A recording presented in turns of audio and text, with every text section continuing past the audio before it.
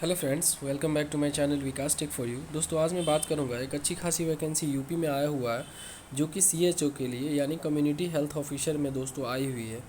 यह दोस्तों एनएचएम यानी नेशनल हेल्थ मिशन के थ्रू उत्तर प्रदेश की ये रिक्रूटमेंट है, जो कि आप देख पा रहे होंगे कि 19 जुलाई का ये नोटिफिकेशन है दोस्तों। इसमें दोस्तों लगभग 6000 पोस्ट लगभग इसमें से कुल मिला के दिया गया है। तो मैं चलता हूँ, बात करता हूँ कि इसमें कौन कौन से लोग भर सकते हैं और एग्ज़ामिनेशन फ़ी क्या है और आपके एग्ज़ाम कब होंगे, और दोस्तों इसमें आपको एग्ज़ाम सेंटर कहाँ कहाँ मिलेंगे, ये सभी कुछ मैं डिटेल्स में बात करूँगा। और आपको सैलरी जो रहेगी वो आपको ट्रेनिंग में कब मिलेगा और ट्रेनिंग के बाद आपको कितनी सैलरी मिलेगी, मैं सब एक एक करके चलिए देखता हूँ। तो दोस्तों, आप देख पा रहे होंगे कि एडवर्टाइजमेंट जो रेफरेंस नंबर दिया गया 6/36 SPMU NHM जो दिया गया है, जो कि 19 जुलाई 2022 के डेट में दोस्तों ये पब्लिश हुई है। उसमें दोस्तों आप यहाँ देख पा रहे होंगे कि NHM UP is seeking application from the eligible candidates of 5505 contractual vacancies for the 4 months training programme in the certificate in community health for nurse CCHN।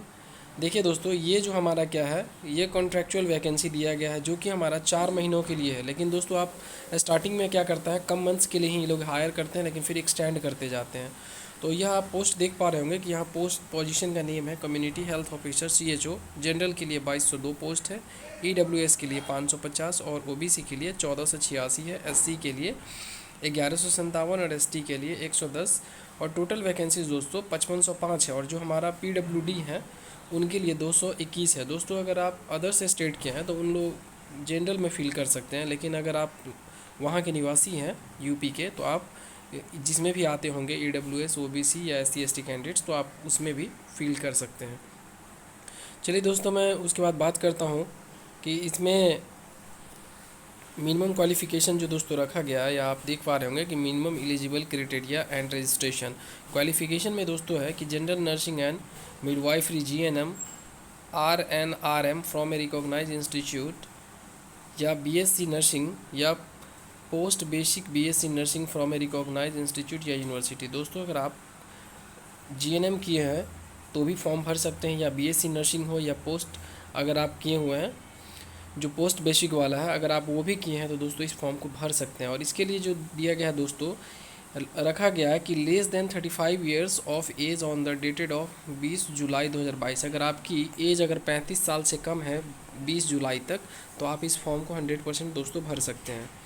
उसके बाद दोस्तों दिया गया है कि candidates must be registered as the nurse and midwifery from the UP nurses and midwifes council and have the valid registration certificate and the time of online submission of application। दोस्तों ये अवश्य है कि आप वहाँ की यूपी से आप क्या होना चाहिए, आपका रजिस्टर्ड होना चाहिए। वो चीज़ जो आप इससे पहले रजिस्ट्रेशन जैसे होती है तो वहाँ के यूपी से ये रजिस्टर्ड होना चाहिए, इसलिए लिखा भी हुआ है candidates must be registered as nurse and midwifery from the UP nurse. उसका दोस्तों यहाँ आप सैलरी की बात करेंगे तो स्टार्टिंग में यहाँ देख रहे हैं salary and performance based incentive दिया हुआ है। तो यहाँ हमारा क्या है, 10,000 per month will be offered as the stipend during the training period which includes boarding and lodging allowances. दोस्तों 10,000 जो आपको पर मंथ मिलेगा। उसके बाद लिखा हुआ है सेकेंड में लिखा हुआ है कि मैक्सिमम 35,500 यानी 35,500 पर मंथ आपको दिया जाएगा। कब? ये 20,500 पर मंथ सैलरी प्लस ये आपका 15,000 per month performance based incentive मिलेगा, यानी कुल मिला के आपको 35,500 मिलेगा। विल बी होगा कब ये दोस्तों कि offered at the time of posting at SC या HWC in the district as a CHO subject to guidelines issue by the GO। देखिए दोस्तों, ये आपको 35,500 तब मिलेगी जब आपको एज ए डिस्ट्रिक्ट में जब पोस्टिंग मिलेगी फाइनली आपकी ट्रेनिंग पीरियड के बाद, तो आपको 35,500 मिलेगा, जिसमें 20,500 आपको पर मंथ सैलरी रहेगी प्लस 15,000 जो है पर मंथ आपका परफॉर्मेंस बेस्ड के आधार पे ये आपका इंक्रीमेंट वाला होगा वो। तो इसमें कुल मिला के 35,500 मिलेगा, लेकिन वो चीज़ आपकी ट्रेनिंग के बाद। उसके बाद देखिए दोस्तों, यहाँ लिखा हुआ है कि national health mission UP cell provide support to course fee and transportation cost for the practicum ETC 1 times only. उसका देखिए यहाँ पे दोस्तों एक बाउंडिंग होता है कि जैसे अगर आप फॉर्म भरेंगे, अगर आपकी सिलेक्शन होती है तो एक बॉन्डिंग है यहाँ पे 2.5 लाख का दिया हुआ है कि इस श्योरिटी बॉन्ड ऑफ 2.50 लैक्स, यानी दोस्तों 2.5 लाख के करीब आपका यहाँ पे लिखा हुआ है कि बॉन्डिंग होगा। उसके बाद है stamp paper of 100 must be submitted by the candidates before joining of training. जब आप दोस्तों ज्वाइनिंग करेंगे ट्रेनिंग के टाइम में, उस समय 100 का स्टाम्प पेपर आपको लगाना है उसमें, जो कि बॉन्डिंग जो होगी 2.5 लाख का बॉन्डिंग होगा उसमें। उसके बाद दोस्तों लिखा हुआ है कि after successful completion of CCH and training A surety bond of 2.5 lakhs on the stamp paper of 100 must be submitted by the candidates at the time of joining। यानी वही है कुल मिला के दोस्तों कि आपको ज्वाइनिंग के टाइम में ये आपका 100 रुपये का जो स्टाम्प है वो आपको लगाना पड़ेगा। उसके बाद चलिए दोस्तों मैं बात करता हूँ कि आपका जो टेस्ट सेंटर रहने वाला वो कहाँ पे टेस्ट में दोस्तों दिया गया है कि the computer test will be held at the major cities of the Uttar Pradesh as the mention in the online application form.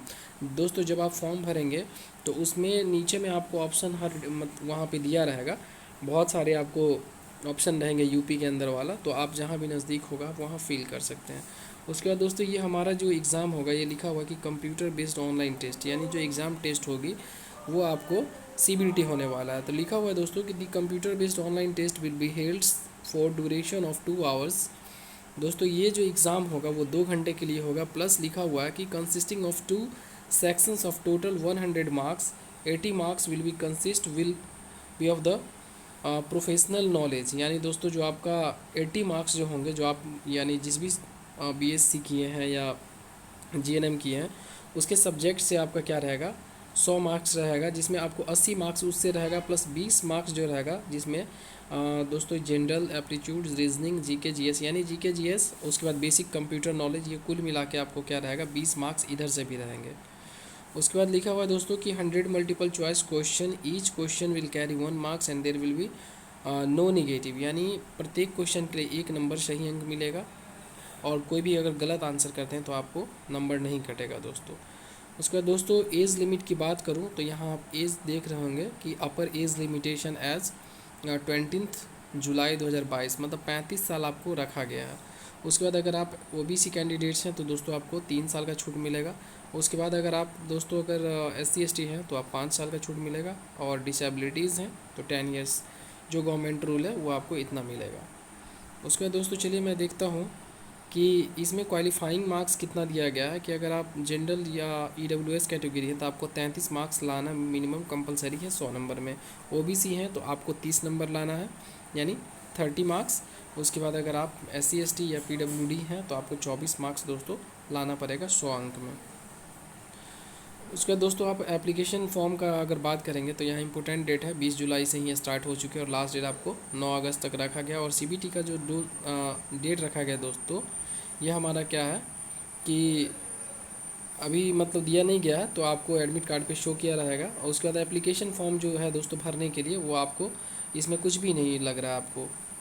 तो अगर मेरे चैनल पर दोस्तों फर्स्ट टाइम विजिट कर रहे हैं तो लेटेस्ट नोटिफिकेशन के लिए मेरे चैनल को लाइक शेयर और सब्सक्राइब कर दीजिए। थैंक यू सो मच, और इससे जुड़ी जानकारी जो भी आएगी तो अप टू डेट करेंगे। थैंक यू सो मच दोस्तों।